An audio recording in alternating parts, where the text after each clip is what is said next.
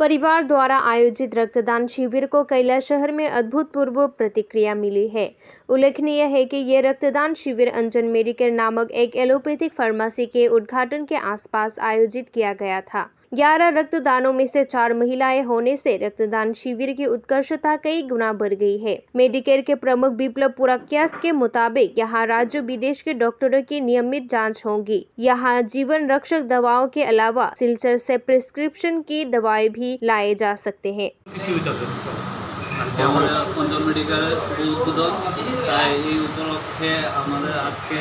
Blood donation ক্যাম্পের ব্যবস্থা করেছে।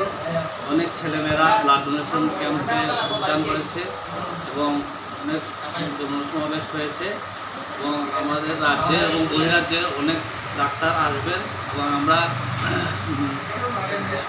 জনসাধারণের সেবায় সবসময় নিবেদিত থাকব এবং আমরা চাইব যে যাতে